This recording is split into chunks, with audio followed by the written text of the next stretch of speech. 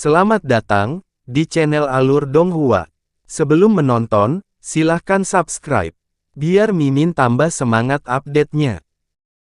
Makhluk jahat lainnya yang belum berubah semuanya menoleh ke temannya dengan ekspresi menghina. Salah satunya adalah seorang lelaki tua dengan rambut merah dan hidung bengkok, dan setelah menilai pemandangan subur dengan tatapan rumit di matanya dan bergumam, "Aku tidak berpikir akan melihat ini lagi selama hidup saya. Bahkan jika saya binasa di alam ini, saya tidak akan menyesal." Suara lelaki tua berambut merah itu sangat pelan, tapi masih terdengar oleh salah satu temannya. Ini adalah lelaki tua lain dalam satu set jubah hitam dengan ikat pinggang emas, dan dia terkekeh. "Mengapa begitu pesimis, Saudara Sa? Leluhur suci telah memberi tahu kita bahwa upacara sakral ini akan sangat berbeda dari yang diadakan di masa lalu. Jika semuanya berjalan sesuai rencana, ras kita dapat sepenuhnya mengambil alih wilayah alam roh. Jika kita dapat memberikan kontribusi yang signifikan selama pengorbanan suci, maka kita dapat mengajukan permohonan untuk tinggal di alam roh untuk menjaga wilayah kita di sini. Ini adalah kesempatan yang sangat langka bagi orang-orang seperti kita yang telah naik ke alam iblis Penatua." "Kamu benar, Saudara Sanyang, kami naik ke alam iblis Penatua, jadi kami telah menjadi anggota ras iblis Penatua. Namun, secara alami akan sangat beruntung bagi kami jika kami bisa tetap berada di alam roh setelah pertempuran ini," jawab lelaki tua berambut merah itu. Percakapan yang sama berlangsung dengan nada hening di antara semua orang. Tepat pada saat ini, suara gemuruh tiba-tiba terdengar dari dalam gerbang perak piramida raksasa. Setelah itu semua orang disambut oleh suara langkah kaki yang sangat berat. Rune di sekitar gerbang perak menyala, dan lebih banyak kelompok makhluk jahat tiba-tiba muncul. Makhluk jahat ini memiliki kulit abu-abu pecah-pecah yang sama sekali tidak memiliki rambut, tampak seperti golem batu, hanya berbentuk seperti manusia, tetapi masing-masing memiliki 4 lengan, dan setiap langkah kaki membuat bumi di dekatnya bergetar. Setan batu ini masing-masing tingginya lebih dari 100 kaki, dan lebih dari 1000 muncul dari setiap piramida raksasa, kemudian berdiri di depan piramida dan mengatur menjadi beberapa barisan yang teratur, tampak jauh lebih jinak dan teratur. Para pemimpin mereka kemudian mengeluarkan raungan rendah secara serempak, dan cahaya abu-abu mulai bersinar dari tubuh iblis batu ini, setelah itu hancur menjadi lumpur lunak dan menghilang ke tanah di bawah. Beberapa saat kemudian, bumi dalam radius ribuan kilometer tiba-tiba mulai bergetar, diikuti dengan tanah yang tiba-tiba terbuka. Cahaya kuning menyala, dan satu demi satu tembok tanah meletus dari tanah. Dalam waktu tidak lebih dari 10 menit, tembok kota besar yang membentang ratusan ribu kilometer telah didirikan. Namun, meskipun tembok itu tingginya lebih dari 1000 kaki, itu sangat kasar. Ada bumi dan tanah yang terus-menerus runtuh dari permukaannya, dan tampaknya berada di ambang kehancuran. Tepat pada saat ini, cahaya spiritual melintas dari tanah di depan dinding, dan iblis batu abu-abu muncul kembali sebelum dengan cepat mendorong telapak tangannya ke arah itu. Pilar cahaya yang setebal mangkuk besar meletus dari tangan mereka dan menghantam dinding tanah, diikuti dengan serangkaian suara berderak. Saat terkena pilar cahaya, bunga cahaya abu-abu bermekaran di seluruh dinding sebelum menyebar ke segala arah. Semua bumi yang lunak dan rentan kemudian berubah menjadi batu abu-abu. Setan batu ini memiliki kemampuan untuk mengubah bumi menjadi batu. Akibatnya, di bawah upaya kolektif dari begitu banyak iblis batu, struktur tanah yang sangat besar itu hampir seketika berubah menjadi tembok kota yang mulus. Suara gemuruh yang sama tak henti-hentinya terdengar ke arah lain juga, karena bagian lain dari dinding dengan cepat didirikan. Jadi, dalam rentang waktu 2 jam, segala sesuatu dalam radius puluhan ribu kilometer telah tercakup dalam tembok batu besar ini. Pada titik ini, serangkaian sosok hantu yang diselimuti ki hitam terbang keluar dari piramida. Sosok hantu ini terbang ke tembok kota, di mana serangkaian formasi dengan ukuran berbeda muncul di permukaan tembok. Selain perbedaan ukuran, semua formasi benar-benar identik. Setelah itu, sosok hantu itu muncul kembali dan terbang kembali ke piramida raksasa. Dengan demikian, waktu perlahan berlalu, dan sebuah kota batu dengan cepat didirikan di bawah lautan Ki Jahat. Setan batu bekerja tanpa lelah, membangun bangunan dengan gaya lain di sekitar piramida batu raksasa yang berdiri di tengah kota. Ada juga beberapa makhluk jahat tingkat tinggi yang menetapkan beberapa batasan mendalam di setiap sudut, dan lapisan fluktuasi batasan segera menyelimuti seluruh kota besar. Tiba-tiba, cahaya spiritual memancar dari ujung piramida yang terletak di pusat kota, dan tiba-tiba terbelah. Suara gemuruh yang menggema terdengar, dan altar pengorbanan raksasa yang tampak seolah-olah seluruhnya berlumuran darah perlahan-lahan bangkit. Ada serangkaian karakter kuno yang tidak dapat dipahami tertulis di sekitar altar, dan bau darah keluar darinya. Di tengah altar berdiri sosok humanoid tinggi dan lebar yang seluruhnya diselimuti lapisan cahaya merah. Setelah sosok humanoid ini muncul, semua makhluk iblis tingkat tinggi yang hadir berlutut dengan ekspresi serius di wajah mereka. Suara makhluk jahat yang tak terhitung jumlahnya kemudian terdengar serempak. Kami memberikan penghormatan kepada leluhur suci Sue Guang. Namun, sosok humanoid di altar hanya memeriksa sekelilingnya sebelum melihat ke lautan Ki Jahat di atas kepala. Mata sosok humanoid itu menusuk dan menyilaukan seperti bintang, menciptakan pemandangan yang sangat tak terlupakan. Tiba-tiba, dia mengangkat tangan sebelum mengulurkan telapak tembus pandang, lalu melambaikannya ke udara.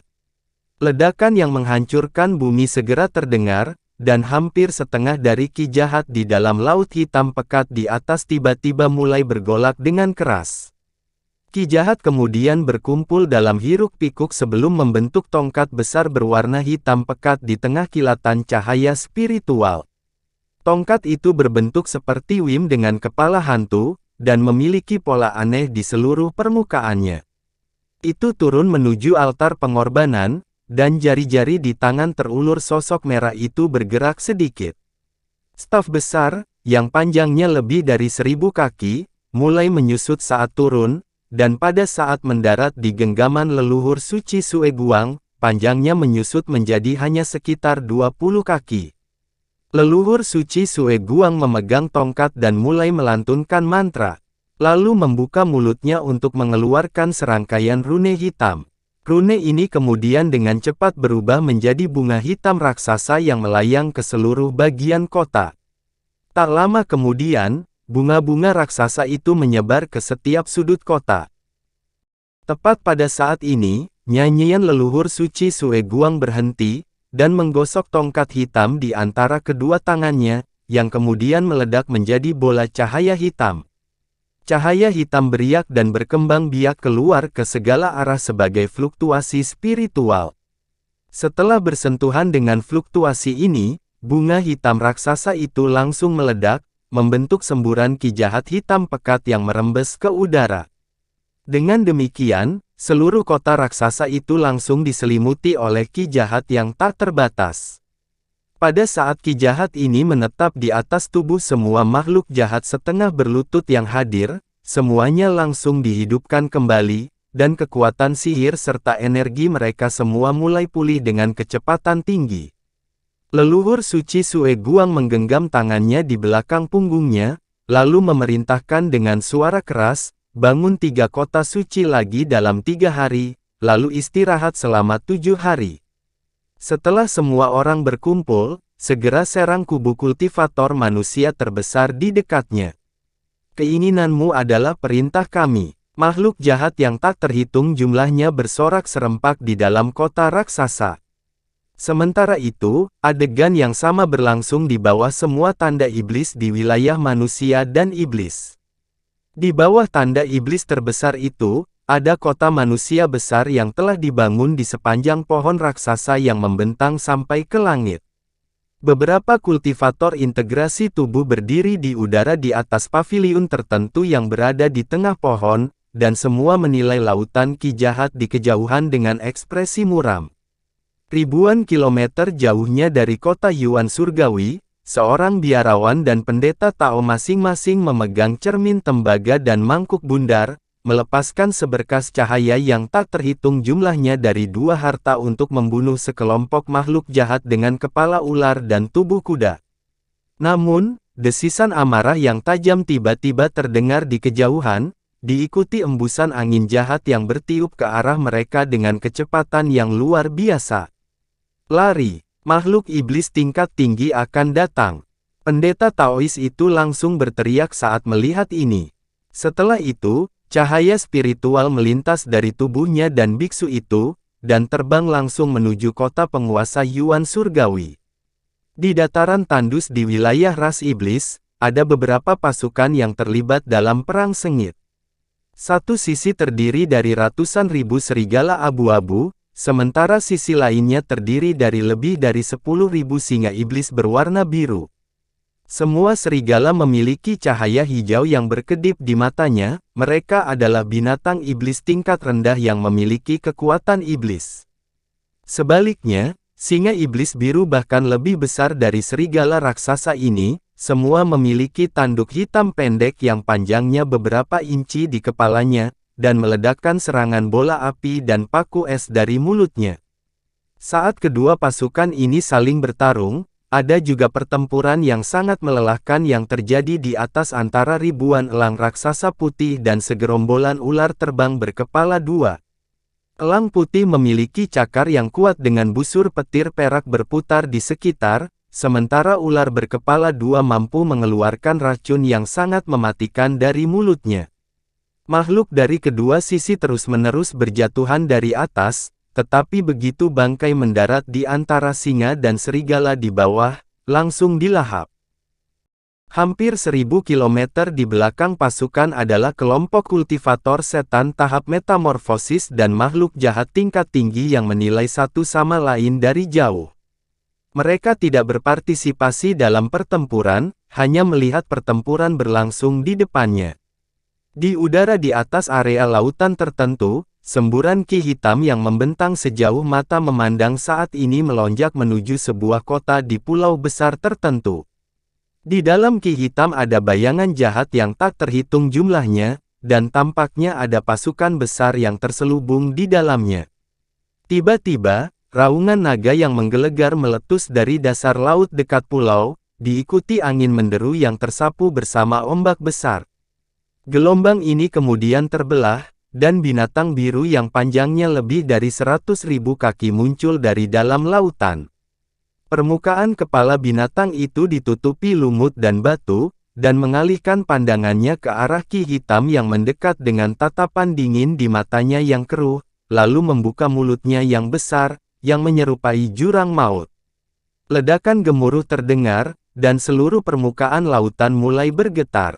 Semburan cahaya biru keluar dari mulut besar makhluk itu dalam hiruk-pikuk, lalu berubah menjadi tornado biru yang melonjak menuju Qi hitam. Ada puluhan ribu binatang iblis di dalam Qi hitam, tapi mereka sama sekali bukan tandingan tornado itu dan dengan cepat tersapu. Karena jumlah air laut yang mencengangkan yang telah tersedot ke dalam mulut makhluk raksasa itu, permukaan laut di dekatnya turun sesaat, dan setelah semua binatang buas dimakan oleh makhluk itu, ia menutup matanya dan perlahan tenggelam ke laut lagi. Dengan demikian, kedamaian dan ketenangan langsung kembali ke daerah itu. Di pulau besar lain di kejauhan, ada sosok humanoid tinggi dan lebar berdiri di atas menara tinggi, menilai segala sesuatu dari jauh dengan tatapan dingin di matanya. Sementara itu, di kota Deep Heaven, Han Li duduk di tingkat atas pagoda dengan kaki bersilang. Dia membuat segel tangan, dan matanya tertutup. Ada labu emas dan miriat sword artwork melayang di depannya, dan dia tampaknya berada dalam kondisi imersif khusus. Tiba-tiba, dia membuka matanya dan beralih ke segel tangan yang berbeda sebelum mengarahkan jarinya ke labu emas. Labu itu bergetar saat cahaya spiritual melintas dari permukaannya, dan serangkaian rune 5 warna yang sangat mempesona muncul. Segera setelah itu, suara mendengung terdengar, dan labu dibuka, diikuti 5 pedang terbang keluar dari dalam. Pedang-pedang itu berwarna emas, kuning, biru langit, merah, dan biru, dan masing-masing pedang itu panjangnya hanya sekitar 1 inci. Namun, semua memancarkan cahaya tembus pandang. 5 pedang terbang mengeluarkan suara dering yang tajam, lalu terangkat ke udara sebelum melepaskan kemampuan masing-masing. Pedang terbang merah berubah menjadi ular api yang panjangnya sekitar 10 kaki di tengah dentuman tumpul, sedangkan pedang terbang biru melepaskan gumpalan uap yang langsung membentuk serangkaian awan, membuatnya sangat sulit untuk melacak pedang tersebut. Namun, kemampuan yang paling mencengangkan ditunjukkan oleh pedang terbang kuning. Itu memanjang hingga lebih dari 100 kaki dalam sekejap, dan cahaya spiritual berputar di atas permukaannya sebelum berubah menjadi lapisan zat kuning yang keras. Melihat pedang dari jauh, seolah-olah itu telah menjadi pedang batu kuning raksasa, dan saat diayunkan di udara, bahkan ruang di belakangnya mulai mengeluarkan suara mendengung yang keras. Adapun pedang terbang emas dan biru, tidak menunjukkan banyak perubahan selain memancarkan semburan cahaya yang menyilaukan.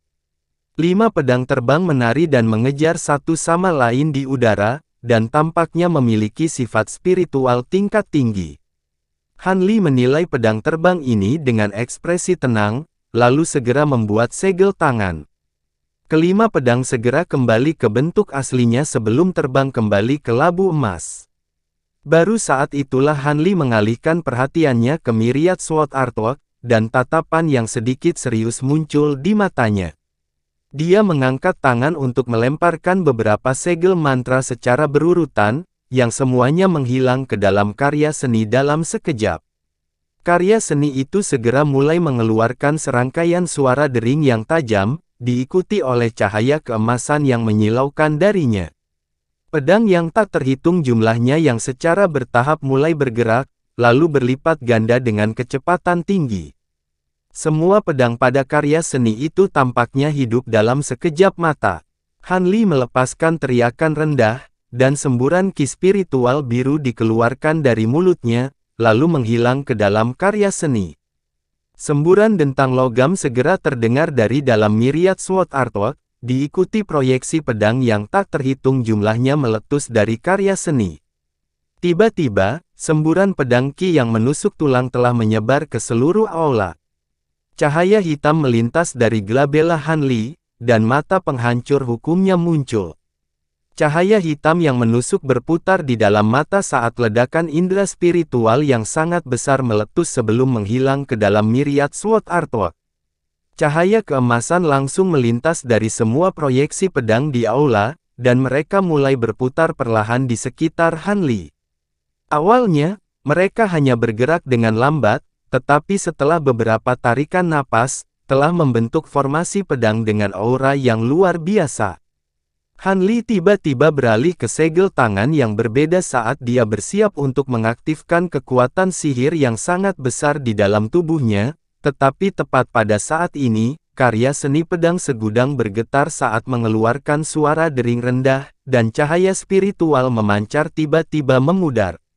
Proyeksi pedang emas yang menari-nari di aula juga menjadi buram sebelum akhirnya menghilang. Hampir pada saat yang sama, mata penghancur hukum Han Li juga menghilang. Ekspresinya sedikit berubah, dan dia berbalik ke arah labu emas dan Myriad Sword Artwork dengan alis berkerut. Labu emas yang diperoleh dari Vast Glacial Realm, dan karena kemungkinan milik yang abadi, dia menganggapnya sangat tinggi dan terus-menerus mempelajarinya. Syukurlah, dia sudah menguasai teks perak miring dan teks segel emas. Dengan demikian, meskipun metode penyempurnaan untuk harta ini jauh berbeda dari yang digunakan di dunia manusia dan alam roh, dan pedang terbang di labu belum sepenuhnya disempurnakan, dia masih dapat memahami beberapa seluk-beluk dari harta karun itu. Dia menggunakan analisisnya sendiri dan menghabiskan beberapa bahan berharga dari 5 elemen, dan akhirnya berhasil menyempurnakan seluruh harta karun itu. Namun, Pedang terbang di labu awalnya semua elemen logam, tapi dia telah menyempurnakannya menjadi satu set pedang terbang 5 elemen. Dengan demikian, harta itu pasti tidak akan sekuat apa yang dibayangkan oleh pemilik aslinya, tapi itu pasti tidak kalah kuat dari harta roh rata-rata. Meski begitu, dengan kekayaan besar Han Li saat ini, harta sekaliber ini tidak akan berguna baginya. Karena itu, dia berencana untuk memeriksa harta karun itu untuk memastikan tidak ada yang salah, lalu menyerahkannya kepada salah satu muridnya.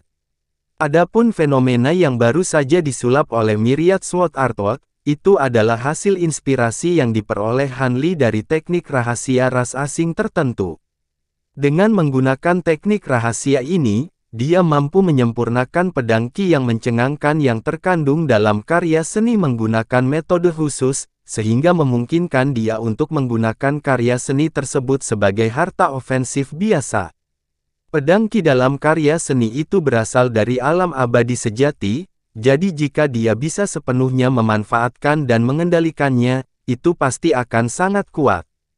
Bahkan jika seorang kultivator integrasi tubuh diserang oleh semua pedang Qi di dalam karya seni, mereka pasti akan terbunuh. Sayangnya, metode penyempurnaan ini sangat memakan waktu, dan dia telah menghabiskan seluruh waktunya untuk meningkatkan kekuatan sihirnya, jadi karya seni ini hanya disempurnakan setengahnya. Selain itu, karena tidak ada sumber atau asal pedang Qi dalam karya seni pedang segudang, jika pedang Qi benar-benar habis, maka karya seni itu akan hancur.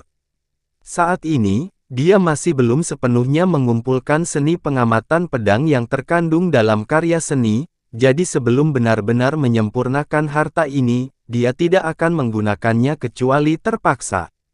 Jika tidak, jika Sword Observation Art dihancurkan, dia akan kehilangan aset yang sangat berharga. Setelah gagal lagi dalam usahanya untuk mengontrol Myriad Sword Artwork, Han Li baru saja merenungkan apakah dia harus mencoba sekali lagi ketika ekspresinya tiba-tiba berubah sedikit, dan dia tiba-tiba meraih ke belakang dengan satu tangan. Bola api melonjak melalui gerbang di belakangnya dan mendarat di genggamannya. Dia menutup jari-jarinya di sekitar bola api, dan itu segera meledak. Pada saat yang sama, suara mendesak Hai Yuetian terdengar dari dalam api. Tuan, panel tetua baru saja mengirim seseorang untuk mengundang Anda ke platform Skyview, tampaknya makhluk jahat sudah mulai berkumpul, dan bahkan ada makhluk jahat tingkat tinggi di antara mereka. Hati Han Li tersentak saat mendengar ini, dan ekspresi kontemplatif muncul di wajahnya saat dia bergumam pada dirinya sendiri, makhluk iblis tingkat tinggi, baiklah, kurasa aku harus pergi dan melihatnya. Dia kemudian mengayunkan selongsong ke udara untuk menyimpan labu emas dan Myriad Sword Artwork, lalu terbang menjauh sebagai seberkas cahaya keemasan. Setelah keluar dari pagoda, dia langsung terbang menuju perbatasan kota Deep Heaven. Dengan kecepatannya saat ini, hanya butuh waktu kurang dari 1 jam untuk mencapai tembok kota. Pada saat ini, seluruh langit di luar tembok kota dipenuhi dengan Qi jahat, dan tidak ada sinar matahari yang terlihat. Tampaknya seseorang telah melepaskan teknik yang sangat kuat untuk sepenuhnya menghalangi matahari. Di bawah Qi yang jahat, suara genderang perang terdengar, dan di dalam kota Deep Heaven, ada sekelompok prajurit dan kultivator berbaju besi yang bergegas keluar dari menara raksasa. Mereka memegang senjata atau harta, dan terbang langsung menuju pos yang telah ditentukan. Serangkaian platform mirip altar juga perlahan muncul dari formasi di tembok kota raksasa. Di sekitar masing-masing objek berdiri 8 kultivator berjubah panjang, dan ada juga penghalang cahaya raksasa di atas kota Deep Heaven yang saat ini memancarkan cahaya yang menyilaukan. Sebuah istana batu giok putih yang menyerupai kota mini telah disulap tinggi di udara, dan rune perak yang tak terhitung jumlahnya berputar di sekitarnya. Selain itu, banyak penjaga lapis baja terlihat berkeliaran di atas istana, dan di ujung bangunan mirip pagoda tertinggi di istana, ada cermin emas kuno dengan diameter sekitar 100 kaki.